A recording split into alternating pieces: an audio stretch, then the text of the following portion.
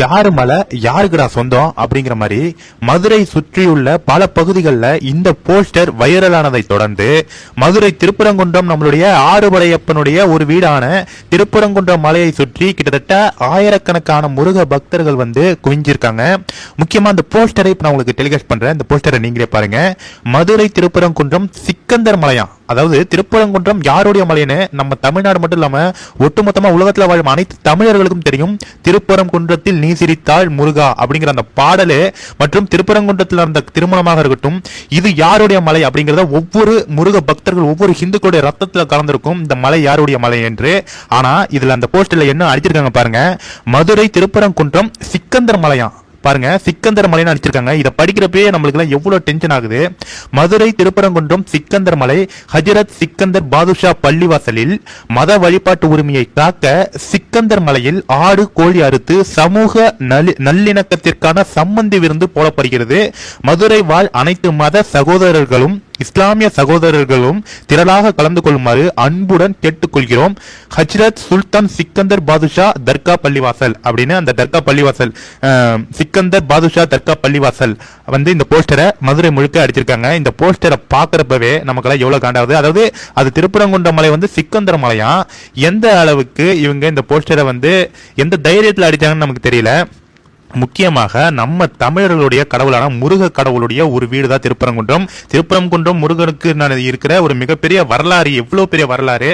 நம்ம தமிழ் கடவுளான முருகப்பெருமானுக்கு இந்த மலையை அபகரிக்க முயற்சி நடக்கிறதா அப்படின்ட்டு அந்த பகுதியில் வாழும், அந்த பகுதி மட்டும் இல்லைங்க, ஒட்டுமொத்தமாக தமிழ்நாட்டில் வாழும் ஒட்டுமொத்த முருக பக்தர்களுமே தற்போது கோபத்தின் உச்சியில் இருக்காங்க அப்படின்னு தான் சொல்லணும். இப்போ நீங்க பாக்குற வீடியோ வந்து பாத்தீங்கன்னா இந்த சம்பவத்தை கேள்விப்பட்டு அங்கு குவிந்த முருக பக்தர்களுடைய ஒரு பகுதி தான் நீங்க பார்த்துட்டு இருக்கீங்க.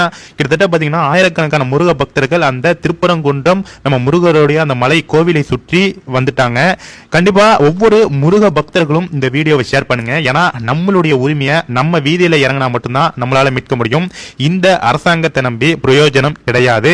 நீங்க கோயம்புத்தூர்லயே எடுத்துக்கிட்டீங்கன்னா ஒரு கோவில் இருக்கும் ஏரியாவில் நான் மாட்டுக்கறி போடுவேன் அப்படின்ட்டு வீம்புக்கு நாங்க மாட்டுக்கறி கடை போட்டு மறுபடியும் அந்த கடையை அகற்றி இது மாதிரி பல இடைஞ்சல்கள், இந்து கோவில்கள் இருக்கும் பகுதிகளில் பல இடைஞ்சல்கள் வேண்டுமென்றே அங்க மாமிச கடைகளை வைத்து நம்ம இந்துக்களுக்கு குடைச்சல் கொடுத்துட்டு இருக்காங்க.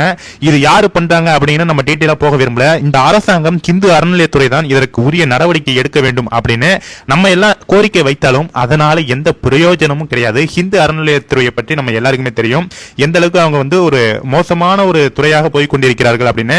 கண்டிப்பா இந்த விஷயத்துல இந்துக்கள் எல்லாம் ஒருங்கிணைந்து நம்மளுடைய திருப்பரங்குன்றம் நம்மளுடைய முருகனுடைய ஒரு வீட்டை நம்ம வந்து மீட்க வேண்டும்.